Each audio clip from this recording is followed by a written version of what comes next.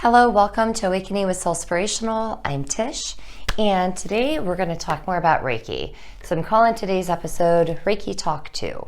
So my last episode, Reiki Talk, it was more geared towards the person who is looking to take a Reiki class.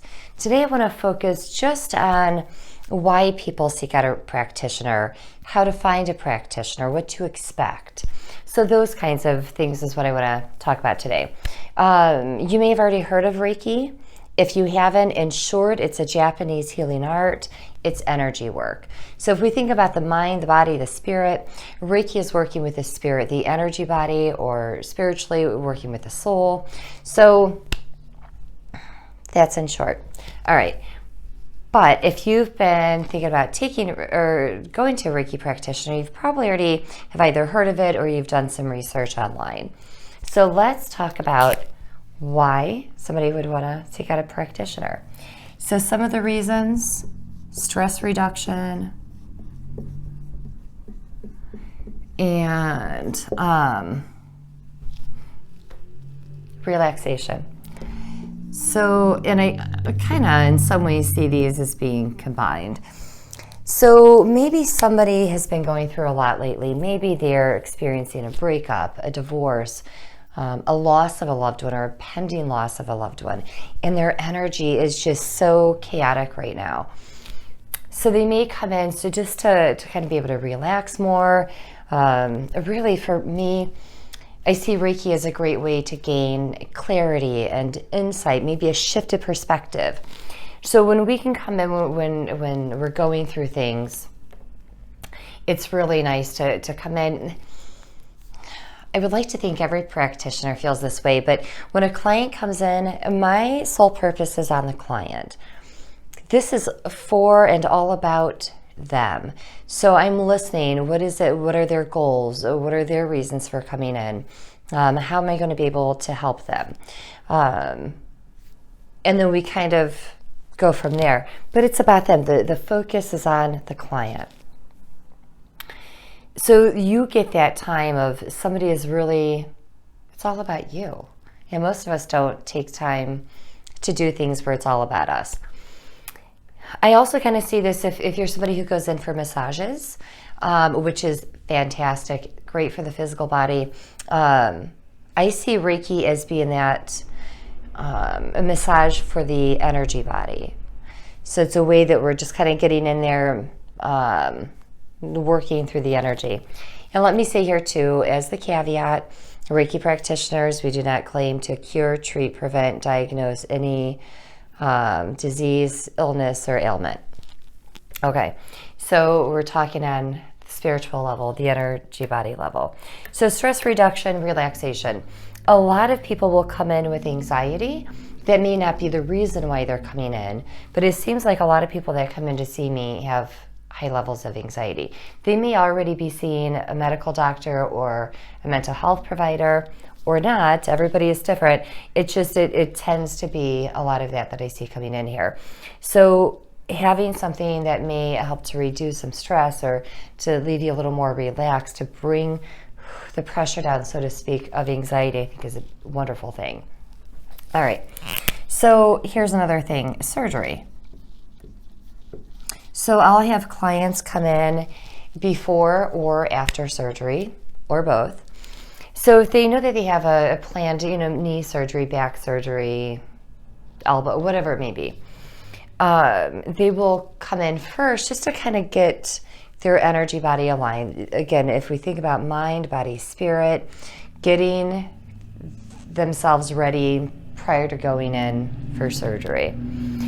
When they're done, clients will come in to have Reiki to help with the recovery process, because it's believed to help aid in recovering from things such as surgery, illnesses, etc.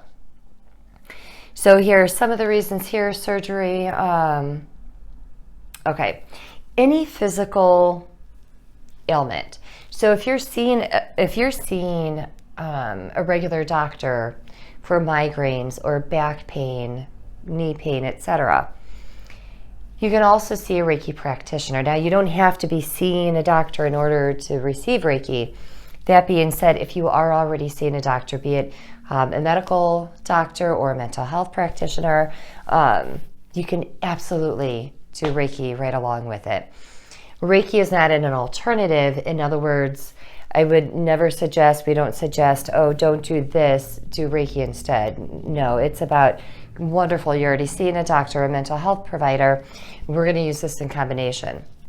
So, for example, if somebody has knee issues, as a practitioner, I look at that as, I think about what is the purpose of the knees. Is somebody not being flexible in life or too flexible? So I look at it as the spiritual aspect of their pain to see if there's any way of releasing some of that energetically. If you're somebody who's already seen a mental health provider, the great thing about Reiki is, again, it's talk. If you're going through talk therapy, as a practitioner, I'm looking through the soul.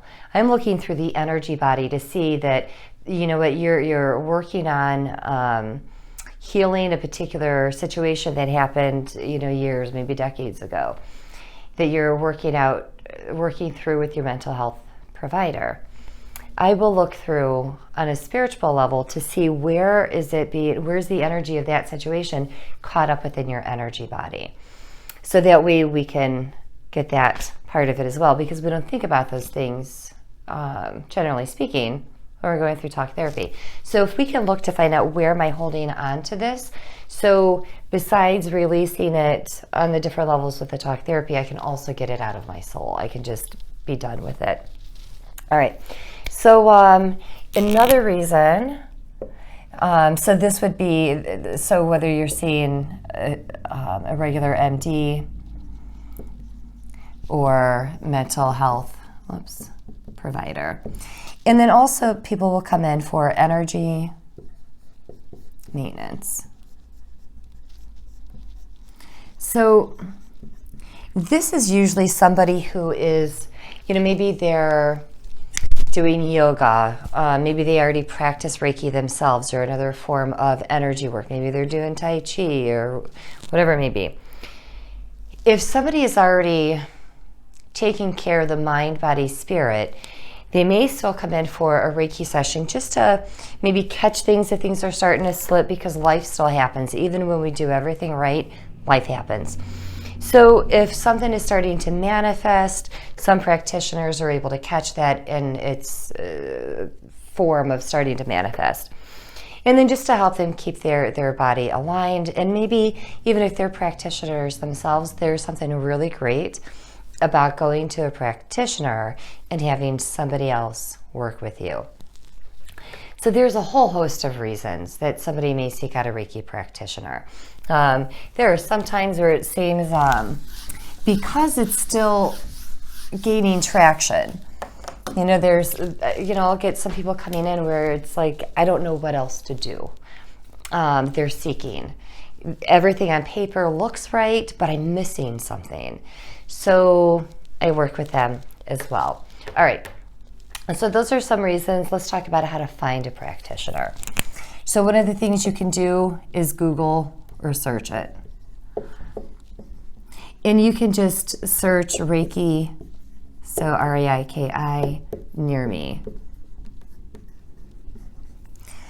And then this is going to bring up the list of known Reiki practitioners within your area. So you can start there, or you can go to Facebook. If you already have a Facebook page, you can just, ask or do Facebook recommendations of Reiki practitioners. What have your friends and family, what have they experienced? Who do they recommend?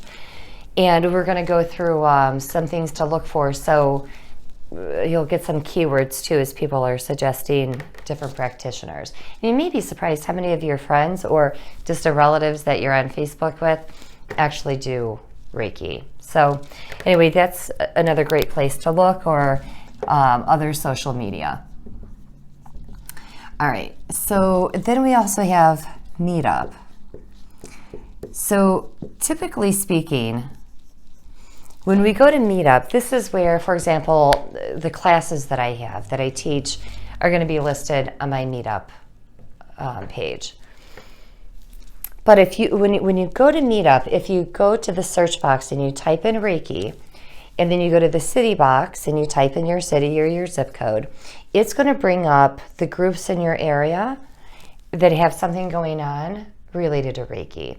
So if somebody's teaching a class, if somebody has a Reiki share, for example, that means somebody within that group, the organizer or somebody within the group, should be offering, or they know about Reiki. So you can reach out to that person, now to that group, to the organizer, and ask if they offer Reiki or if they know anybody in the area that does. And then you can start a dialogue there. Maybe you can find somebody through Meetup if you're not finding somebody here. Another thing you can go through is what's called Thumbtack. So this is where, Thumbtack, you can find a bunch of different services. But the wonderful thing is you can also find Reiki practitioners on Thumbtack. So I'm a pro on Thumbtack. I have my information uploaded on there, and here's how Thumbtack works. It's free to you, to the person looking for a quote. So if you go in, you type in Reiki, you're gonna, it'll probably ask you if you want lessons or if you want a session. If you're looking for a practitioner. So you put that information in there, you fill out the fields, and then you send the request. Now what happens is, unless something's changed since the last time I looked and things are different, what they do is Thumbtack will send that request out to all the practitioners within that radius, within your area. The first 5 that respond, that's when Thumbtack cuts things off. So you won't receive more than 5 quotes. So if 30 people received your request, you shouldn't be getting 30 quotes. Here's the thing, this is something that is free to you, the client, but it is something that the pros pay for should you hire them. So, but here are just some of the ways in which you can look for a practitioner, and also just generally speaking, for friends and family. If I could spell here. So friends and family. So to recap, Google or an online search, you can go to Facebook, recommendations, or just your friends and family, Meetup, Thumbtack, etc. All right, so those are ways in which you can look for a practitioner. All right, now let's talk about what to look for in a practitioner. So when we are seeking a practitioner, there are so many different people that practice Reiki, different modalities. The core, the base is a Sui Reiki, so you may or may not see that. Typically, people just list themselves as a Reiki practitioner. Sometimes they'll say a 1, a 2, or a Reiki master. What does this mean? So this means if they're listing themselves, or if you are reaching out to them, maybe you see somebody you're interested in, one of the things you may ask is, what level practitioner are you? So a level 1 practitioner is somebody who's getting the basic knowledge, the basic information, even though depending on where they were, who their teacher was, depends on how much information they got, because I know my classes are pretty thorough. So my students get a lot of info. So we have level 1. So this is a person who has gone through the initial training for Reiki. When we go on to level 2, this is where now they've gone on to the next stage. It's at this level, they're getting even more information, learning how to use it in different ways. And then when we go on to level 3, this is the master level. So this is where somebody's taking all the classes, which allows them to certify other students. So they're getting their certification, master certification, they're certifying others, they're teaching others on how to use Reiki. So you may ask, what level practitioner are you, if it isn't already in their write-up. I'm going to ask for you not to just automatically judge and go up to a level 3, thinking that they're going to be better than a level 1. I know a lot of phenomenal level 1 practitioners. And in fact, I'm amazed sometimes at my students of just how incredible just natural they are. So just because somebody's a level 1 doesn't mean that they aren't good or that you're not going to have a good experience. Again, I've known of incredible level 1s. And some who will even stay at level 1 for years, just gaining as much information as they can, all the different experiences before they go on to level 2. Everybody is so different. But with that being said, this is also typically where we'll find a cost difference. So when you're looking for a practitioner, I think the lowest recently I've seen it is $40 for a session. And in our area, I've seen it as high as $150 a session. Actually, I think I saw somebody recently that was like $175 or something. So when we're looking at the price difference, there's a couple of things to consider. One, it could be that a practitioner is in a city where there are so many other Reiki practitioners that they bring down the cost in order to bring more people in. It could also mean they're on the lower scale because they haven't, maybe they were just attuned to Reiki, they just started learning it, they haven't built up the experience yet. It could also be that a Reiki master is charging a very low amount too.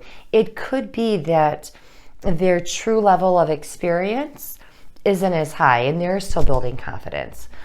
Or they simply just want to keep the cost down. Everybody is different. And this is why if you can, try and talk to the practitioner before you go in, because you'll get an idea of their energy, if this is somebody you want to work with or not. So yeah, we can work within budget. So something to think about here. Again, just because they're level 1 or lower cost doesn't mean you're not going to get as much.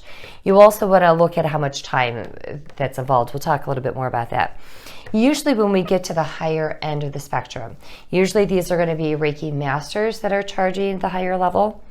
Usually they're going to be masters that have had years of experience behind them, so they can take their experience from all these different clients and have a better idea when you come in. No two people are alike, but there may be a similar circumstance where we found that working with this particular chakra or that one helps more than the other.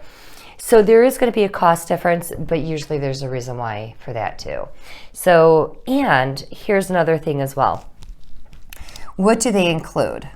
So some, with their price, maybe they're including crystal work, chakra work. Maybe they're using a pendulum, sound, or color therapy. I may be off the screen here. I know, sound or color therapy. They may or may not do this. They may charge extra in order to offer these things. So that may make a difference too as to what their rate is. All right, I'm going to erase this because I want to talk about time. So when you are looking for a Reiki practitioner, I suggest an hour for its full benefits from any particular session. But you're going to find some practitioners that offer 30-minute, 60-minute, 90-minute sessions, etc. Usually, you may find too that there's a cost difference. So, maybe they're charging $35 here, maybe they're charging $75 or $80 or something here, and maybe it's $100 plus, whatever it may be. So you may find that as the different times go, they're charging different prices. So that's something to look for. If you see somebody who's charging $40 for Reiki, oh, that's awesome. It's within my budget. You go over and you find out it may be for a 30-minute session. And again, it doesn't mean that you can't get wonderful things out of 30 minutes. You absolutely can. And if you're just starting out, you may want to start with 30-minute. Maybe that's what you feel more comfortable with. So you can look into this, but I just want to point this out so you can get a better idea of the cost and the times. For myself, I do, sometimes I'll do like walk-in Reiki for a half an hour where I'm doing just standard Reiki.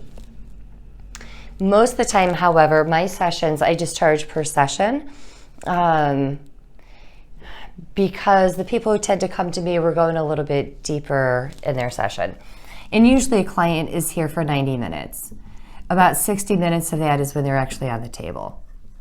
The rest of it, we're talking before the session, so I know, why are they coming in? What are their goals? And then after the session, I'll work with them about maybe different affirmations or different YouTube guided meditations. So whatever afterward to follow up. So as they go forward, they have something else that can help them in the process. Okay. So another thing when we're looking for Reiki practitioners is hands-on or off. So some practitioners, the whole session will be hands-on. Other practitioners, it's going to be hands-off. Everybody is different. Some are going to be a combination. I myself am a combination of both. No practitioner should be offering touch without express permission from you. It's part of the client intake form.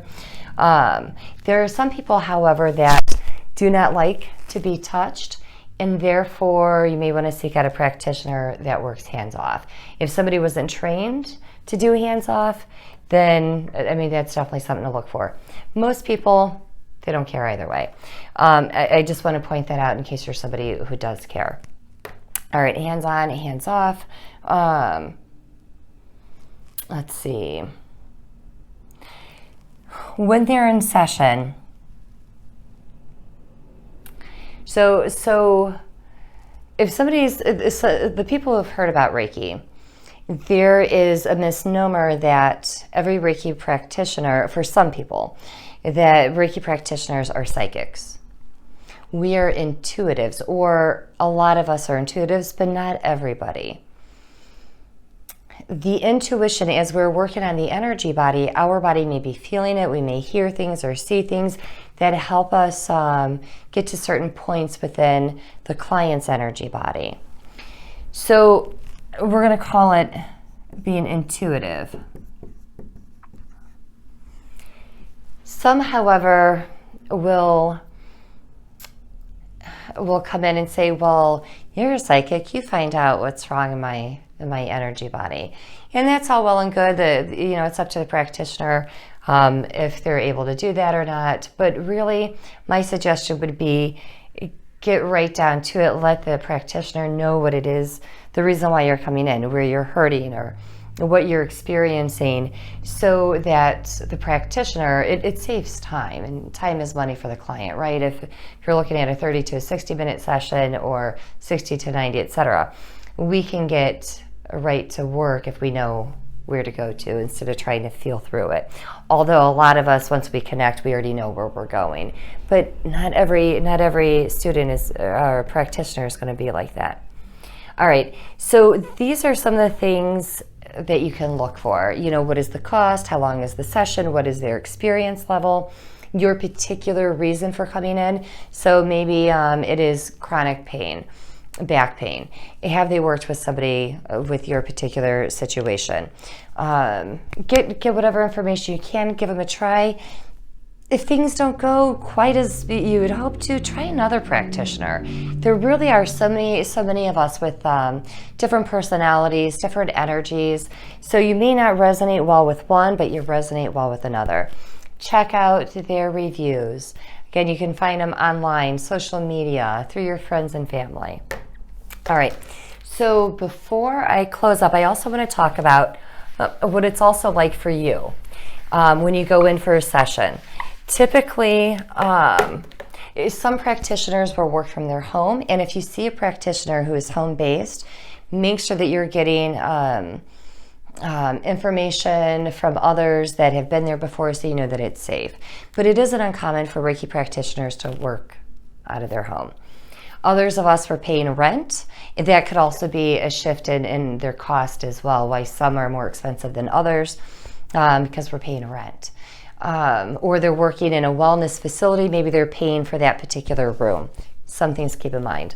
All right, when you go in as the practitioner, or as the client, typically you're going to have to remove your shoes. So you may want to bring in, I tell people if you normally wear sandals or you're barefoot, bring in a pair of socks, especially if it's winter time, just to make sure that their toes don't get cold.